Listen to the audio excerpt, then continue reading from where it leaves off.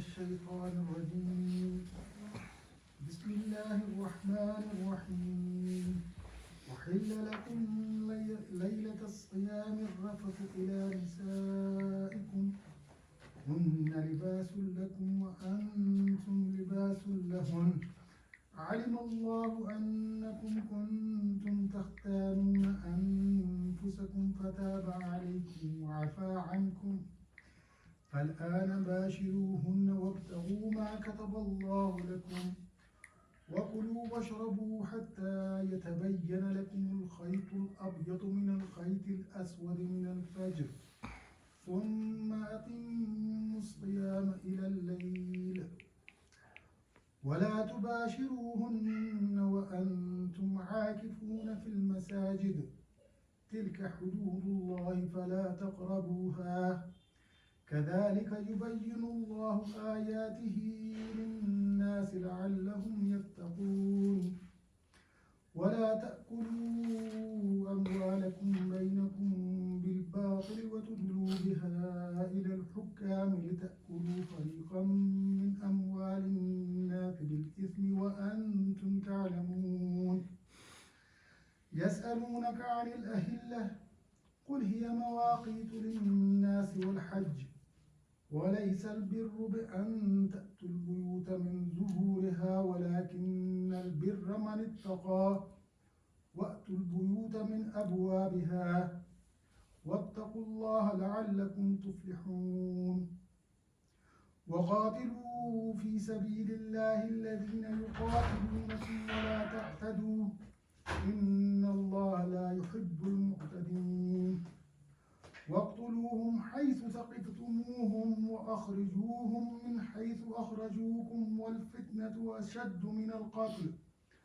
ولا تقاتلوهم عند المسجد الحرام حتى يقاتلوكم فيه فإن قاتلوكم فاقتلوهم كذلك جزاء الكافرين فإن انتهوا فإن الله غفور رحيم وقاتلوهم حتى لا تكون فتنة ويكون الدين لله فإن انتهوا فلا عدوان إلا على الظالمين صدق الله العظيم.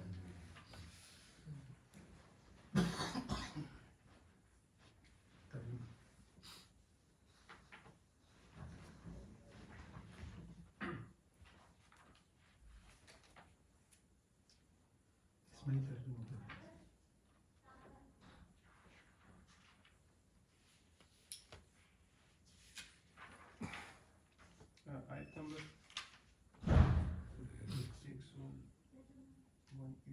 87.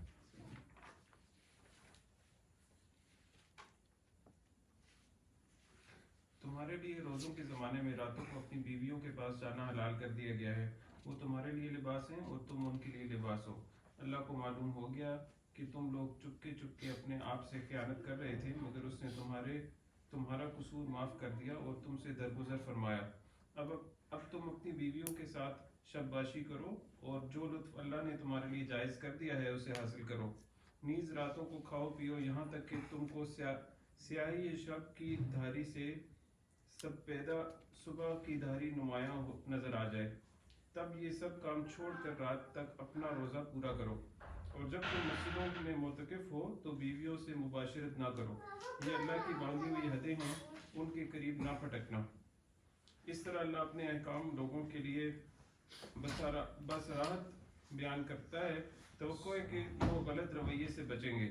اور تم لوگ نہ تو آپس میں ایک دوسرے کے مال ناروا طریقے سے کھاؤ اور نہ حاکموں کے آگے ان کو اس غرض کے لیے پیش کرو کہ تمہیں دوسروں کا مال کا کوئی حصہ قصداً ظالمانہ طریقے سے کھانے کا موقع مل جائے اے نبی صلی اللہ علیہ وسلم لوگ تم سے چاند کی گھٹتی بڑھتی صورتوں کے متعلق پوچھتے ہیں کہو یہ لوگوں کے لیے تاریخوں کے تعین کی اور حج کی علامتیں ہیں نیز ان سے کہو کہ یہ کوئی نیکی کا کام نہیں ہے کہ تم اپنے گھروں میں پیچھے کی طرف سے داخل ہوتے ہو نیکی تو اصل میں یہ ہے کہ آدمی اللہ کی ناراضی سے بچے لہٰذا تم اپنے گھروں میں دروازے ہی سے آیا کرو البتہ اللہ سے ڈرتے رہو، شاید کہ تمہیں فلاح نصیب ہو جائے۔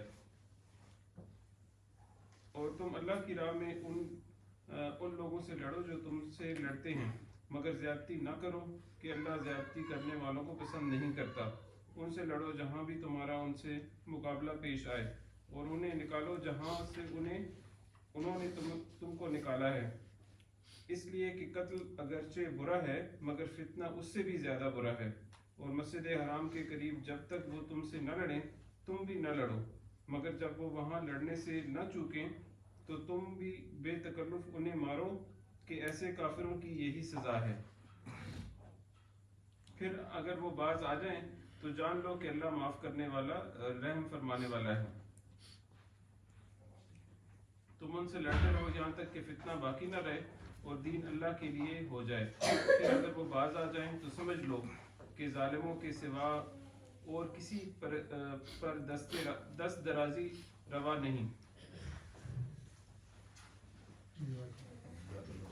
باللہ من الشیطان الرجیم، بسم اللہ الرحمن الرحیم۔ روزے کے حوالے سے آیات آ رہی ہیں۔ پچھلی آیت جو تھی اس میں دعا کے حوالے سے تھا، اس سے پہلے رمضان اور روزہ کے حوالے سے ہی بات گفتگو تھی۔ تو اس میں بسم اللہ الرحمن الرحیم، احل لکم لیلۃ الصیام الرفث الی نسائکم۔ تو آغاز ہوتا ہے احل لکم، کہ تمہارے لیے حلال کر دیا گیا۔ اب اس میں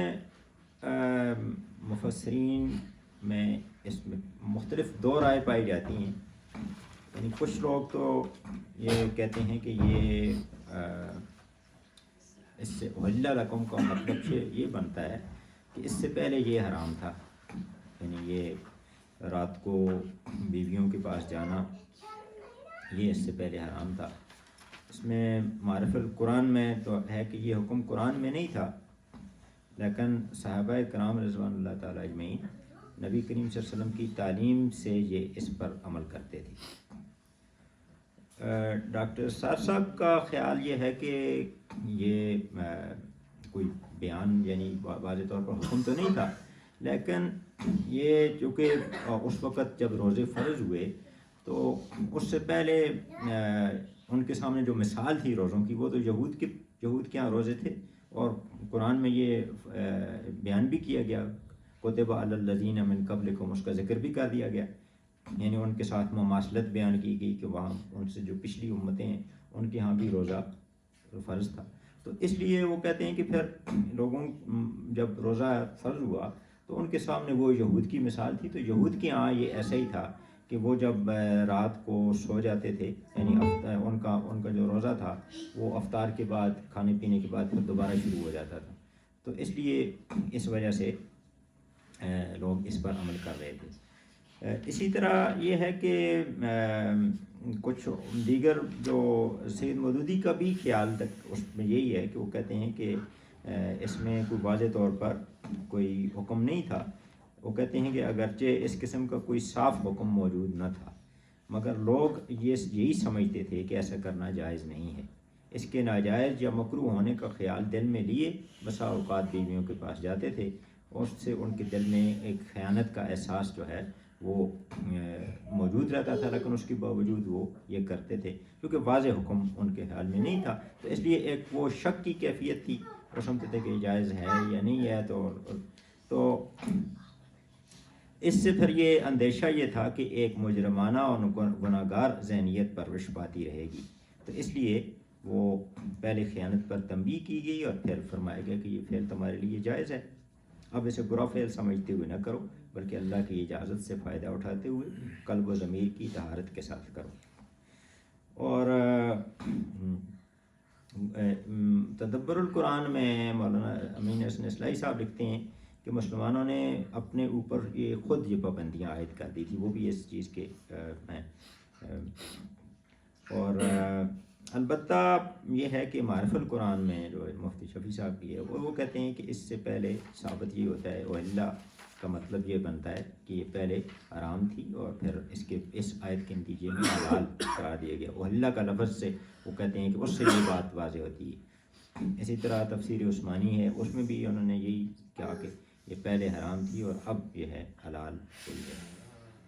ایک اور مفسر نے بھی کہا. تو تدبر القرآن میں لکھا ہوا ہے کہ اس کے جائز کر دینے کے میں نے یہ نہیں کہ یہ پہلی چیز حرام تھی اور بعد میں جائز, بلکہ ابتدائی حکم میں اس قسم کی کوئی وضاحت موجود نہیں تھی.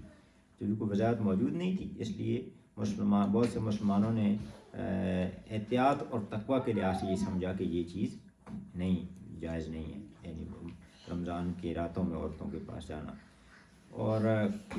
تو یہ جو چیز ہے وہ اس کا حوالہ دیتے ہیں, یعنی امین اس میں تدبر القرآن جو امین اس میں اسلائی صاحب اور ڈاکٹر اسرار صاحب کی یہ تقریباً تفسیر ایک ہی ہے.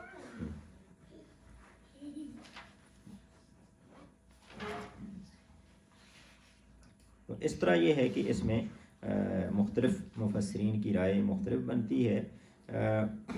معرف القرآن میں ایک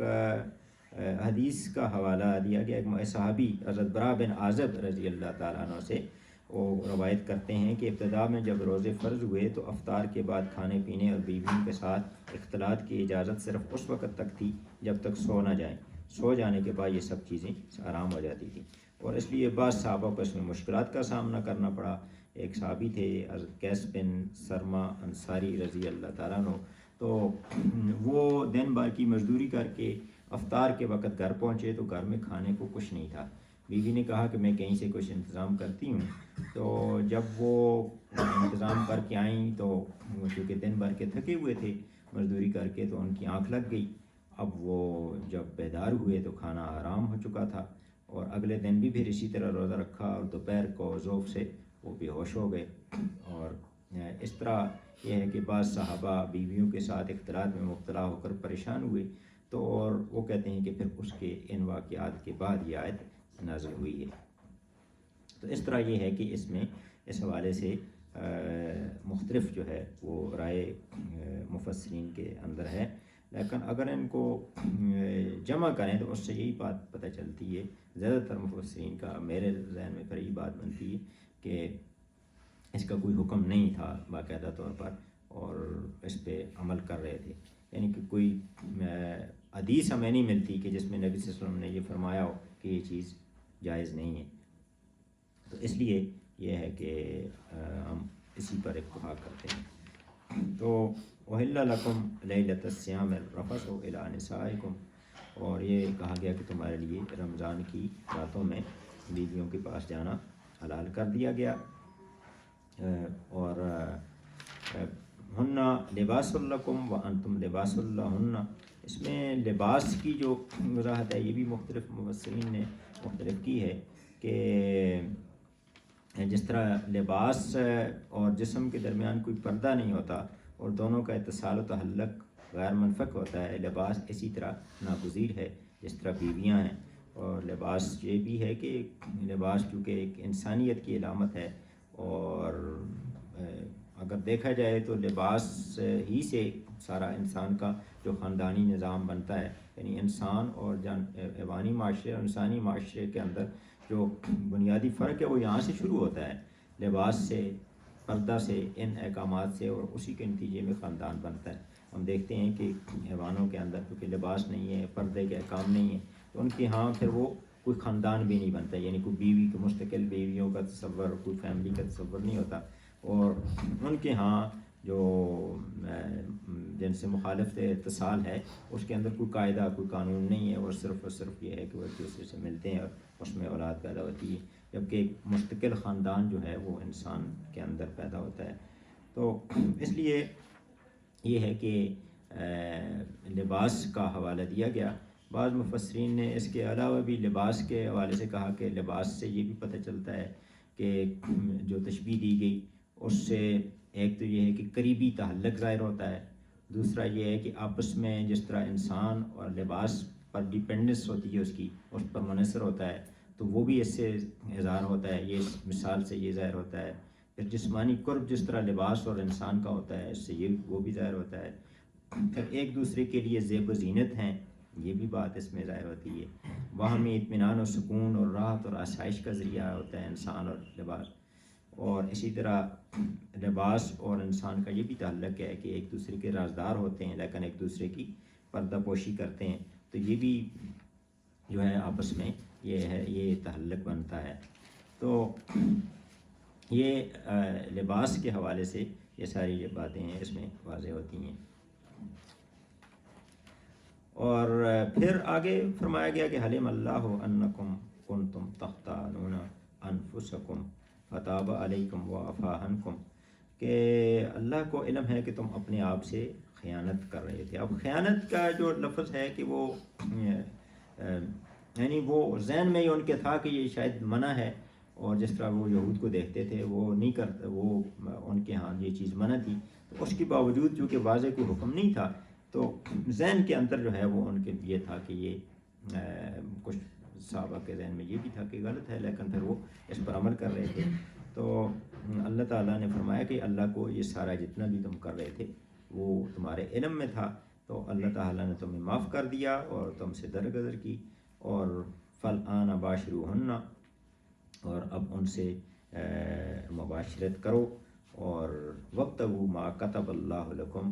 اور تلاش کرو جو کچھ اللہ تعالیٰ نے، طلب کرو جو کچھ اللہ نے تمہارے لیے لکھ دیا ہے. تو اس کی جو وابتغوا کی جو تشریح ہے یہ بھی اس کی حوالے سے کہا گیا کہ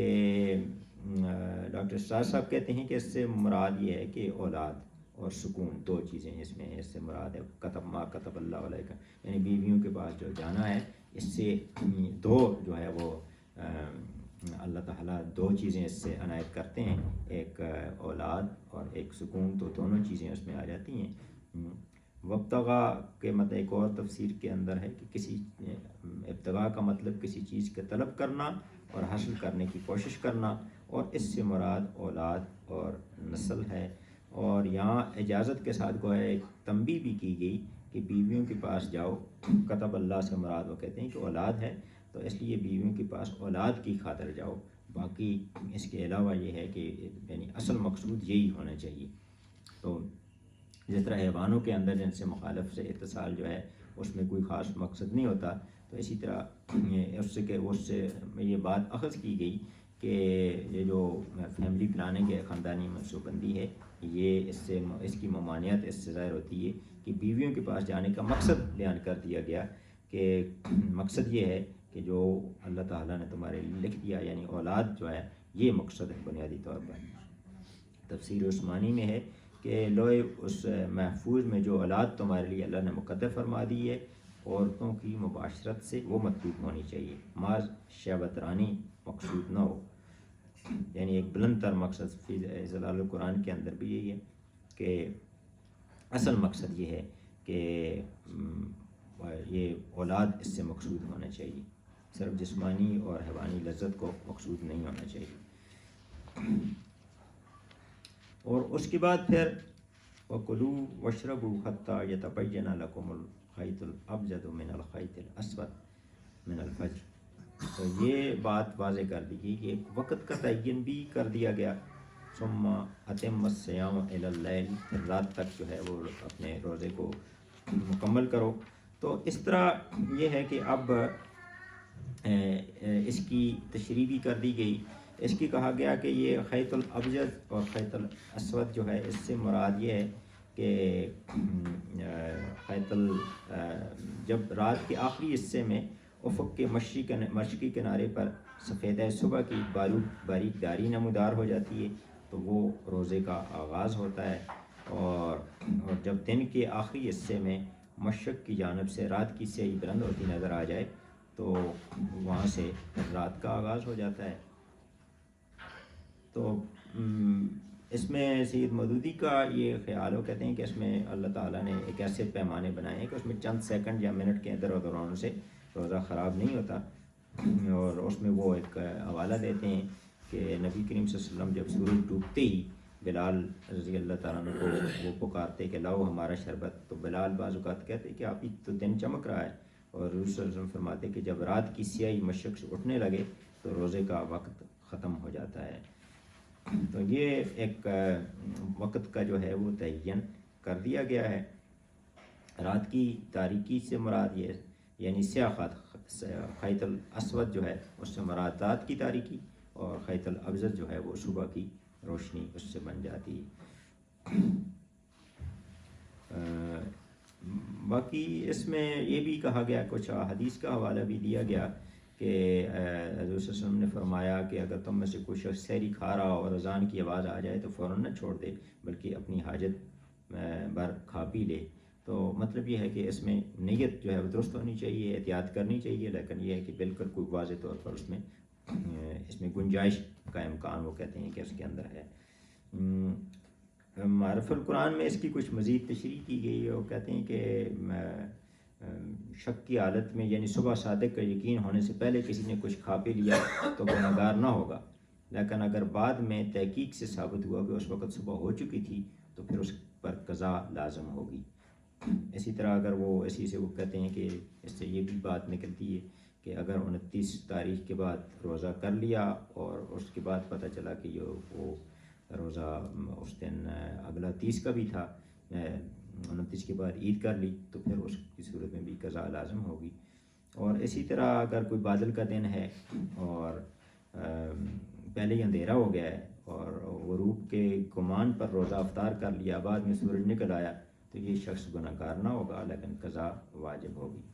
اسی طرح وہ کہتے ہیں کہ اگر آنکھ دیر سے کسی فرد کی کھلی ہے اور عام طور پر صبح کی اذانیں ہو گئیں جس سے اس کا یقین لازمی ہے اور جان بوجھ کر اس وقت کوئی کھائے گا تو وہ پھر گنہگار بھی ہوگا اور قضا بھی لازم ہوگی.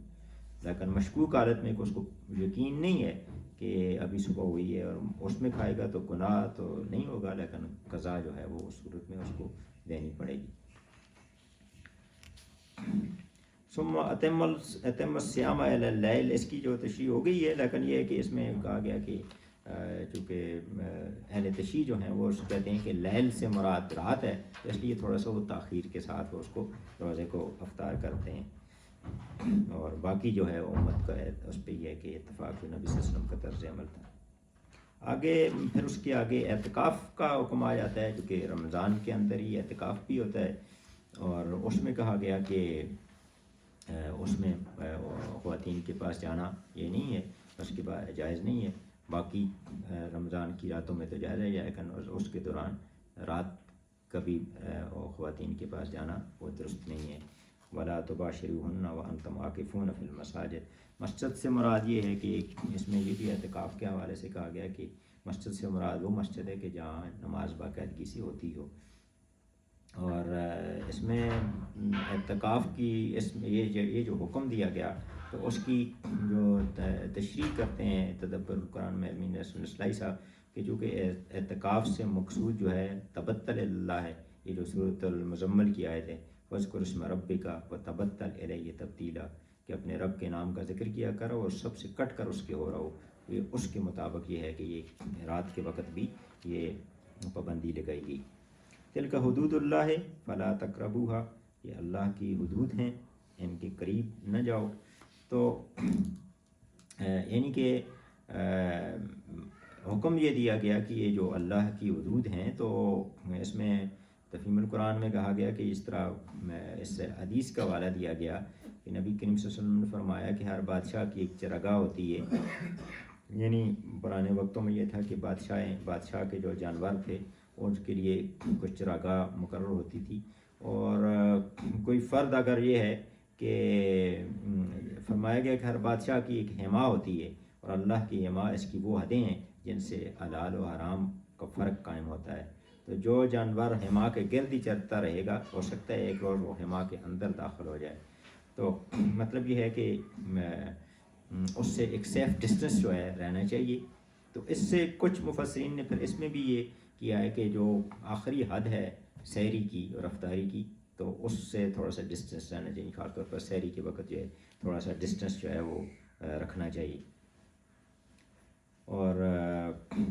اس سے پھر وہ یہ بھی کہا گیا کہ جو اللہ کی حدود ہیں تو ان کے قریب نہ جاؤ. تو اس سے معرف القرآن میں کہا گیا کہ مثلا روزہ کے دوران کلی میں جو مبالغہ کرنا ہے اس کو مکروہ قرار دیا گیا، وہ بھی اسی آیت کے حوالے سے قرار دیا گیا کہ تاکہ یہ نہ ہو کہ وہ منہ کے اندر چلا جائے. اسی طرح منہ کے اندر دوا کا استعمال کرنا اس طرح کی ہے، یہ چیزیں بھی جو ہیں. اور وہ کہ یہ کہتے ہیں کہ سحری احتیاطاً جو ہے سحری کو 2-4 منٹ پہلے ختم کر لینا چاہیے. یعنی اس آیت سے وہ آگے جو استدلال یہ کرتے ہیں. اور کذالک یبین اللہ آیاتہ للناس لعلہم یتقون. تو یہ جو ہے کہ اسی طرح اللہ تعالیٰ بیان کرتا ہے، واضح کرتا ہے اپنی آیات کو تاکہ تقوی پیدا ہو، تاکہ جو ہے وہ اللہ کے ناراض کرنے والے کاموں سے بچیں. یہی روزے کا مقصود یہی بیان کیا گیا، تقوی لعلہم تتقون. اور اب اس ساری آیت یعنی سارے احکامات بیان کرنے کے بعد پھر ایک دفعہ اس مقصد کو دہرایا گیا جس سے کہ یا الذین آمنوا کتب علیکم الصیام لعلکم تتقون، تاکہ تمہارے اندر جو ہے وہ امید ہے کہ تمہارے اندر تقوی پیدا ہوگا. اس میں بھی پھر ایک دفعہ وہ ساری وضاحتیں کرنے کے بعد پھر ایک دفعہ بیان کیا گیا کہ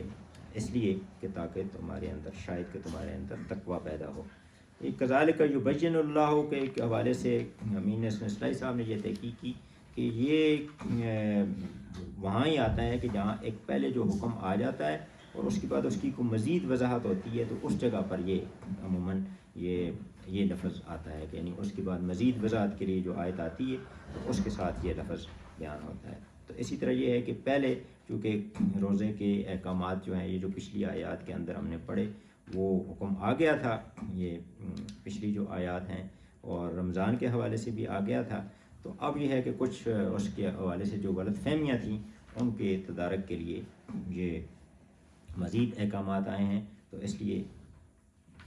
یہ لفظ جو ہے اس کے اندر آتا ہے.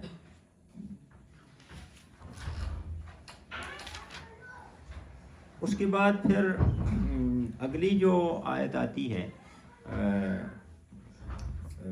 اس میں کہا گیا کہ وَلَا تَأْكُلُوا أَمْوَالَكُمْ بَيْنَكُمْ بِالْبَاطِلِ وَتُدْلُوا بِهَا إِلَى الْحُكَّامِ لِتَأْكُلُوا فَرِيقًا مِّنْ أَمْوَالِ النَّاسِ بِالْإِثْمِ وَأَنْتُمْ تَعْلَمُونَ کہ نہ کھاؤ تم لوگ آپس میں ایک دوسرے کے مال ناروا طریقے سے نہ کھاؤ بالباطل کے. تو اس کی جو یہاں پر جو اس کی مفسرین اس پر بھی غور کرتے ہیں کہ یہ آیت یہاں پر کس تناظر میں آئی ہے. تو اس میں کہا گیا کہ ایک تو یہ ہے کہ روزے کا بنیادی مقصود جو ہے وہ تقوی بیان کیا گیا کہ ہمارے اندر تقوی پیدا ہو. تو تقوی کا زیادہ تر تعلق جو ہے وہ لوگوں کے ساتھ تعلقات میں ہوتا ہے، یعنی لوگوں کے مال کے حوالے سے آتا ہے. تو اس لیے اس آیت کو یہاں پر رکھا گیا کہ روزے کا ثمر یہ ہونا چاہیے کہ ہم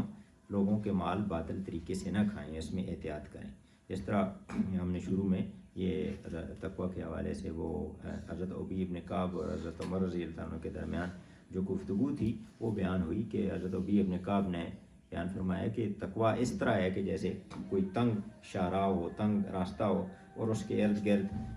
کانٹے دار جھاڑیاں ہوں اور ایک فرد جو ہے وہ احتیاط کے ساتھ گزرتا ہو اس سے،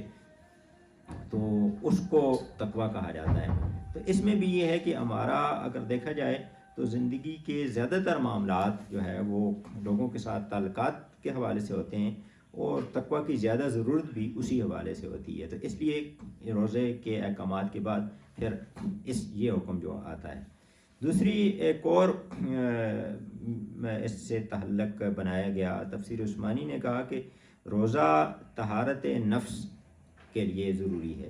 تو اب نفس پاک ہو گیا تو اب طہارت اموال کی بات کی گئی کہ نفس تو آپ کا پاک ہوا لیکن اپنے مال کو بھی پاک کریں. کہ مال حلال تو صرف روزہ میں منع تھا، مال حرام ساری عمر کے لیے منع ہے. اس بات کی وضاحت کے لیے یہ آیت یہاں پر آتی ہے. تو یہ ایک طرح کا یہ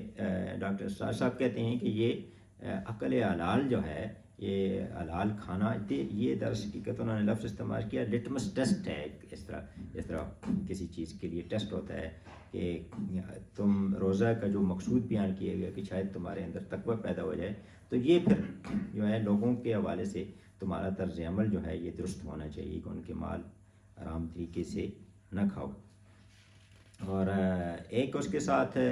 جو دعا والی آیت آئی اس کے ساتھ بھی اس کا تعلق بیان کیا گیا کہ جس طرح یہ ہے کہ رزق حلال جو ہے یہ احادیث کے اندر آتا ہے کہ دعا کی قبولیت کے لیے جو بنیادی شرط ہے وہ رزق حلال ہے، تو اس آیت کا تعلق اس سے بھی بنتا ہے۔ تو یہ معرف القرآن میں کہا گیا کہ روزے کا اصل منشا تو یہ ہے کہ انسان کو چرسہ حلال چیزوں سے بھی صبر کا خوبر ہو جائے تاکہ حرام چیزوں سے بچنا اس کے لیے آسان ہو جائے، تو اس لیے یہ بات کی گئی۔ اور ایک انہوں نے یہ بھی حوالہ دیا کہ حدیث کے اندر آتا ہے کہ افطار کے لیے مال حلال شرط ہے، حرام مال سے افطار کرنا اللہ کے ہاں قبول نہیں ہوتا، تو اس وجہ سے بھی یہ یہاں پر اس کا بیان کیا گیا۔ اب باطل کی بھی تشریح کی گئی، اس سے یہ ہے کہ ایک تو یہ کی گئی کہ تاکلو کا مطلب یہ صرف یہ نہیں ہے کہ کھانا جو ہے باطل طریقوں سے، حرام طریقوں سے وہ ناجائز ہے، اور باقی اگر ہم استعمال کریں حرام چیزیں تو وہ اس سے مراد وہ کہا گئی کہ صرف کھانا نہیں ہے بلکہ باطل طریقے سے کھانا یعنی اس استعمال کرنا آ جاتا ہے۔ اور باطل طریقہ تدبر القرآن میں ہے کہ باطل ہر اس طریقے کو کہتے ہیں جو عدل و انصاف، شریعت اور معروف اور سچائی کے خلاف ہو، دھوکہ، چوری، جھوٹ، خیانت، غصب، رشوت، سود، جوا، یہ سارے اس کے اندر آ جاتا ہے، اور یہ ساری چیزیں اس میں آ جاتی ہیں۔ اسی طرح اس میں یہ بھی کہا گیا کہ وَتُدْلُوا بِهَا إِلَى الْحُكَّامِ، تو تدلو کا جو تشریح کی گئی کہ ادلا کا مطلب یہ ہے کہ جس طرح کنویں سے کوئی پانی نکالنے کے لیے ڈول ڈالتا ہے، تو اسی طرح یہ ہے کہ حکام تک رسائی کے لیے اگر ہم کچھ ان کو پیسے دیتے ہیں تو وہ رشوت کے اندر آ جاتا ہے، تو اور اس کو یہ کہا گیا کہ دوسروں کا مال کھانے کے لیے حکام کو رسی نہ بناؤ، جس طرح اس رسی کو کہا جاتا ہے جس سے ڈول جو ہے وہ کھینچا جاتا ہے، تو مطلب یہ ہے کہ حکام تک رسائی حاصل کر کے دوسروں کا مال جو ہے وہ نہ کھاؤ۔ معرف القرآن میں ہے کہ اس کی جو شان نزول انہوں نے کہا کہ ان کا دو اصحاب کے درمیان زمین پر جھگڑا ہو گیا، اور مقدمہ رسول اللہ صلی اللہ علیہ وسلم کے پاس آیا، اور جو مدعی تھا اس کے پاس کوئی گواہ نہیں تھے، تو نبی صلی اللہ علیہ وسلم نے شرعی ضابطہ کے مطابق مدعا علیہ کو حلف کرنے کا حکم دیا، وہ حلف پر تو آمادہ ہو گیا۔ اس وقت نبی صلی اللہ علیہ وسلم نے ان کو بطور نصیحت یہ آیت سنائی کہ ان الذین یشترون بعہد اللہ وایمانہم ثمنا قلیلا، کہ وہ لوگ کہ جو اللہ کے عہد کو اور قسموں کو کسی تھوڑی سی قیمت کی عوض بیچ ڈالتے ہیں، تو انہوں نے یہ آیت سنی تو پھر انہوں نے اس سے قسم کھانے کو ترک کر دیا اور زمین مدعی کے حوالے کر دی، تو اس حوالے سے یہ آیت نازل ہوئی ہے۔ اور اسی طرح ایک حوالہ دیا گیا ایک حدیث کا کہ نبی صلی اللہ علیہ وسلم فرماتے ہیں کہ اگر میرے پاس کوئی مقدمہ آتا ہے، میں میرا ایک انسانی ہوں، اور تم میں سے ایک فریق دوسرے کی نسبت زیادہ چرب زبان ہو، اس کے دلائل سن کر میں اس کے حق میں فیصلہ کر دوں، مگر یہ سمجھ لو کہ اگر اس طرح اپنے کسی بھائی کے حق میں کوئی چیز تم نے میرے فیصلے کے ذریعے حاصل کی تو دراصل تم دوزخ کا ایک ٹکڑا حاصل کرو گے۔ یعنی کہ ہمیں پتہ ہو کہ یہ ملکیت کسی دوسرے کی ہے، لیکن دھوکہ دہی سے مال خرچ کر کے رشوت کے ذریعے ہم جو ہے وہ حاصل کر لیں، تو فرمایا گیا کہ تم اس کے جائز مالک نہیں بن جاؤ گے، اللہ کے ہاں تو وہ چیز جو ہے وہ آرام ہی رہے گی۔ تو ایک اس حوالے سے بھی کی، اس کے حوالے سے یہ ایک ہم نے آپ کے ساتھ ایک قرآن کلاس کے اندر شیئر بھی کیا، ایک مضمون ترجمان القرآن یہ جو دسمبر کا ہے، دسمبر 2022 کا، اس میں ایک پورا مضمون تقریباً اسی آیت پر ہی آیا ہے، یہ مولانا امیر الدین مہر کا ہے، اور اس کے آغاز انہوں نے اسی سے کیا، اور اس کے بعد آگے انہوں نے ایک حدیث کا حوالہ بھی دیا کہ حضرت عبداللہ بن عمر رضی اللہ عنہ سے روایت ہے کہ رسول اللہ صلی اللہ علیہ وسلم نے فرمایا کہ رشوت دینے والے اور لینے والے پر اللہ کی لعنت ہے۔ اور تو اس میں انہوں نے دو برائیوں کا، یعنی ایک رشوت اور ناجائز اور غلط سفارش کا تذکرہ کیا ہے، اور اس میں اسی آیت کا حوالہ بھی دیا ہے، اور سورۃ النساء کی آیت نمبر 29 کا حوالہ بھی دیا ہے، اس کے اندر بھی تقریباً یہی الفاظ ہیں کہ یا ایھا الذین آمنوا لا تاکلوا اموالکم بینکم بالباطل، کہ ایک دوسرے کے مال باطل طریقے سے نہ کھاؤ۔ اس میں ایک یہ بھی بات آتی ہے کہ یہ جو کہا گیا کہ اموالکم، اپنے مال کو، تو اس میں اس کی دو تشریح کی گئی، ایک تو یہ کہ کہا گیا کہ اپنے مال سے مراد یہ ہے کہ یہ تمہارے اندر یہ احساس ہونا چاہیے کہ جس طرح تمہارا مال کوئی کھائے تو اس کو تمہیں دکھ ہوگا، تو اسی طرح تم دوسرے کا مال کھاؤ گے تو تمہیں دکھ ہوگا۔ اور دوسری بات یہ بھی کی گئی کہ اگر کسی معاشرے کے اندر یہ روش چل پڑے کہ لوگ حرام کھانے کے عادی ہو جائیں تو ایک دوسرے کا مال کھائے گا اور دوسرا اس کا مال کھانا شروع کر دے گا، تو اس طرح مطلب یہ ہے کہ سارے ایک دوسرے کا مال جو ہے وہ کھانا شروع کر دیں گے۔ اور تو یہ اس آیت کے حوالے سے یہ پوری اگر آپ تشریح اس میں پڑھیں تو اس میں موجود ہے کہ رشوت بھی اسی کے اندر اسی آیت کے حوالے سے آ جاتی ہے، اور باطل طریقے سے کھانے کے جتنے بھی طریقے ہیں اس کے اندر یہ آ جاتے ہیں۔ اور اس میں یہ ہے کہ یہ بھی کی گئی کہ جو تعریف کی گئی ہے رشوت کی وہ یہ ہے کہ ایک رشوت اس مال کو کہتے ہیں کہ کوئی شخص اپنی باطل غرض اور ناحق مطالبہ پورا کرنے کے لیے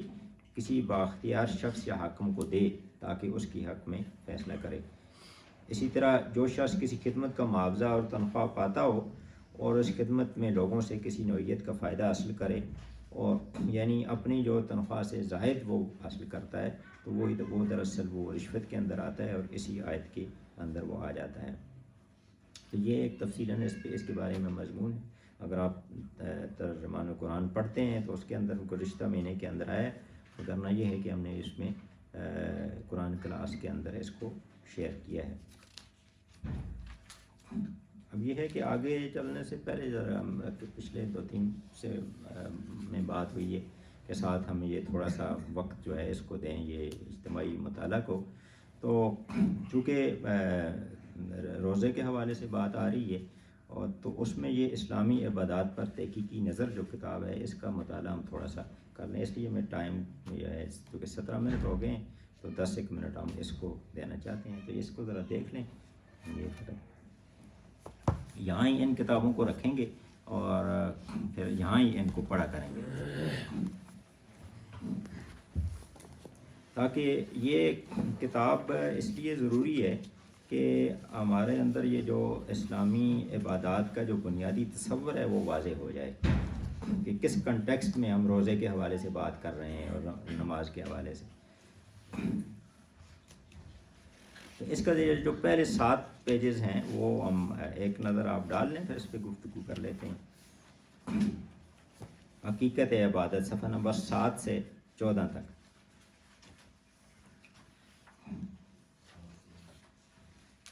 اس میں سب سے پہلے تو یہ وہ آیت کا حوالہ دیا گیا ہے، وَمَا خَلَقْتُ الْجِنَّ وَالْإِنسَ إِلَّا لِيَعْبُدُونِ، یہ سورۃ الذاریات کی آیت ہے، اور اس میں کہا گیا کہ میں نے جنوں، اللہ تعالیٰ فرما رہے ہیں کہ میں نے جنوں اور انسانوں کو صرف اور صرف اپنی عبادت کے لیے پیدا کیا ہے۔ تو پہلے اس کے بعد پھر آگے یہ 3 عبادت کے 3 تصورات کا ذکر ہے، عبادت کا جاہلی تصور، عبادت کا جوگیانہ تصور اور عبادت کا اسلامی تصور۔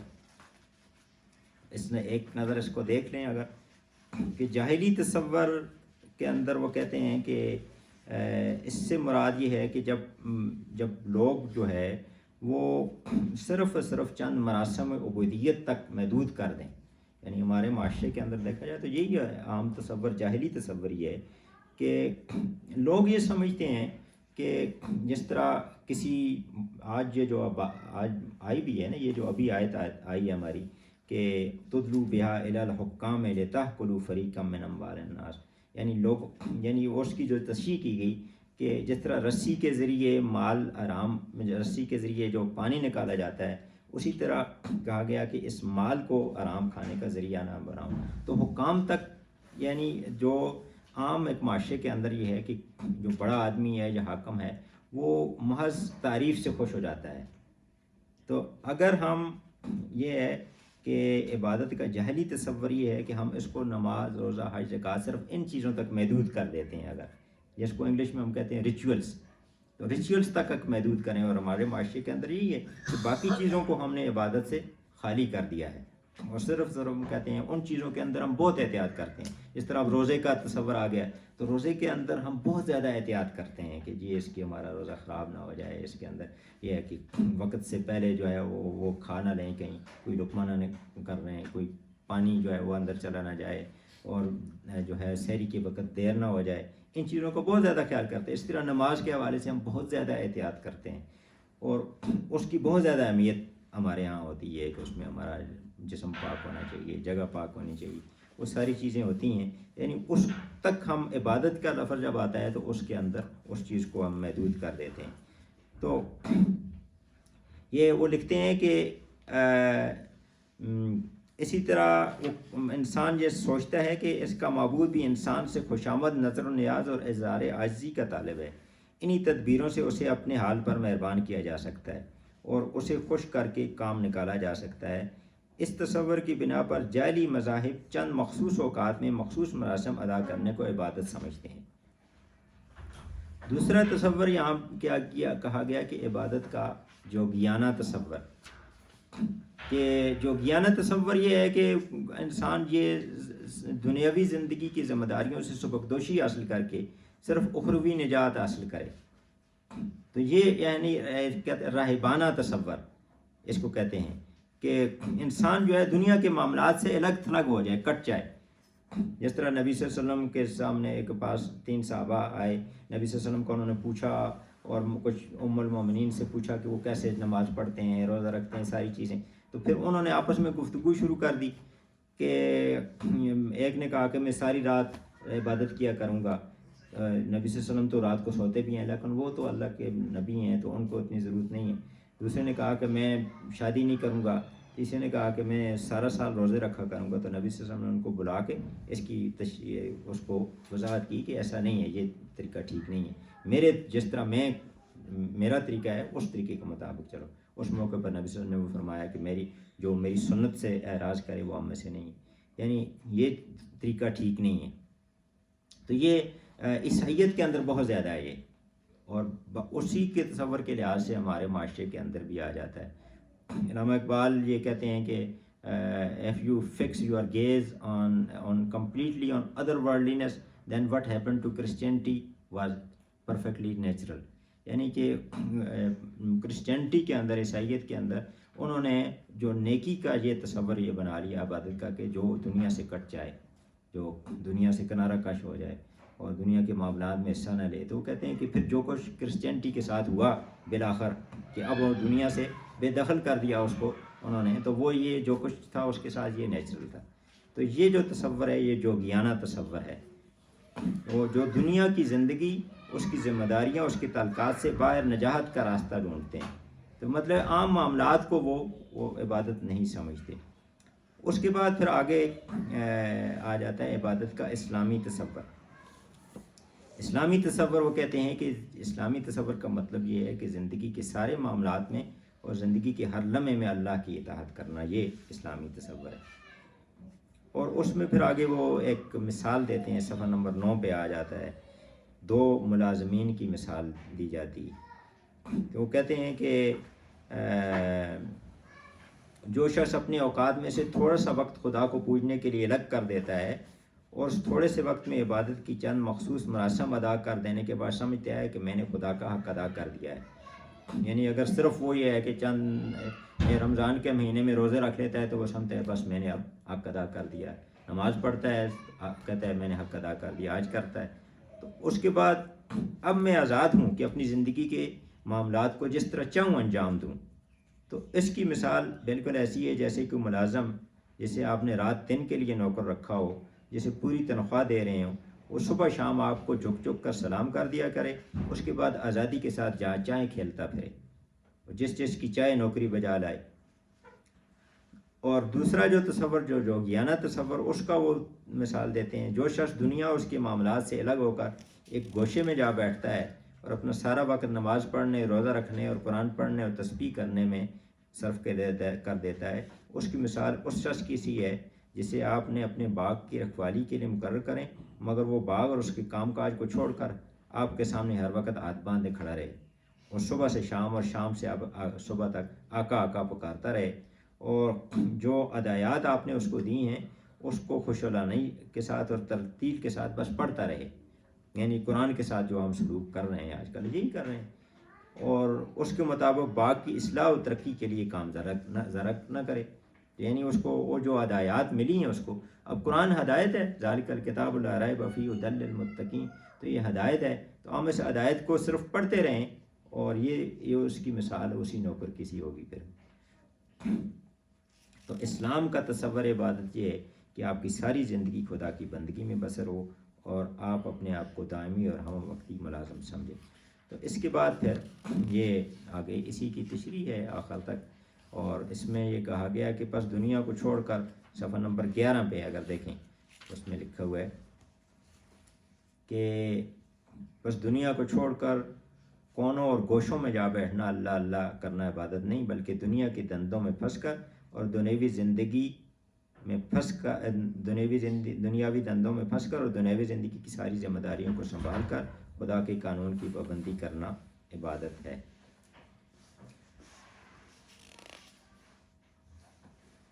تو اس سے پیچھے بھی یہی ہے کہ کس عبادت کا جو ہے وہ تصور کیا ہے، اور آگے پھر اس کی تشریح مزید کی یہی ہے کہ حکومت کی کرسی پر بیٹھو اور وہاں یاد رکھو کہ میں بندوں کا خدا نہیں بلکہ خدا کا بندہ ہوں، عدالت کے منصب پر متمکن ہو اور وہاں ظلم پر قادر ہونے کے باوجود خیال رکھو کہ خدا کی طرف سے میں عدل قائم کرنے والا ہوں، اور زمین کے خزانوں پر قابض و متصرف ہو، اور پھر یاد رکھو میں ان خزانوں کا مالک نہیں بلکہ امین ہوں۔ یعنی اس کا مطلب یہ ہے، یہ چونکہ ہم روزے کے حوالے سے اس پہ بات کر رہے ہیں اس وقت، تو مطلب یہ ہے کہ روزہ ہمیں جو تیار کرتا ہے اس لیے کہ زندگی کے جو بھی معاملہ ہو اس میں ہم اللہ کی بندگی پر قائم رہیں اور وہاں گناہ سے بچیں۔ یعنی یہ مطلب نہیں ہے روزے کا کہ صرف روزے کے اندر جو ہے وہ ہم اللہ کی گناہ ناراض کرنے والے کاموں سے بچیں اور باقی میں نہ بچیں، اور صرف روزے کے اندر ہی بچنا ہے اور اسی مہینے میں بچنا ہے، بلکہ یہ ہے کہ زندگی کے سارے جو ہے وہ معاملات جو ہیں وہ ہم نے انجام دینے ہیں، اور ان میں اللہ تعالیٰ ہمارے اندر یہ صفت پیدا کرنا چاہتا ہے کہ اللہ سے ڈرتے ہوئے یہ سارے معاملات سر انجام دیں۔ تو آخر میں پھر کیا آ گیا کہ اگر عبادت کی ساری زندگی ہے تو پھر یہ نماز روزہ حج زکوٰۃ کیا ہے؟ یہ صفحہ نمبر 13 پہ آ جاتا ہے۔ اسلام میں مراسم عبادت کی حیثیت کیا ہے؟ تو وہ یہ پھر کہتے ہیں کہ اصل بات یہ ہے کہ یہ جتنے مراسم عبودیت ہیں، یہ نماز ہے، روزہ ہے، حج ہے، زکوٰۃ ہے، یہ اصل میں ہمیں یہ پوری زندگی کو اللہ کی بندگی کے مطابق بنانے کے لیے ہمیں تیار کرتے ہیں۔ تو یہ ایک مختصر سا اس پر میں نے خلاصہ بیان کیا ہے، آپ اس کو پڑھ سکتے ہیں، اور اس کو شیئر بھی کیا ہے میں نے، اگر اس کو گروپ میں بھی شیئر کر دیں۔ یہ کتاب جو ہے اسلامی عبادات پر تحقیقی نظر، اس کو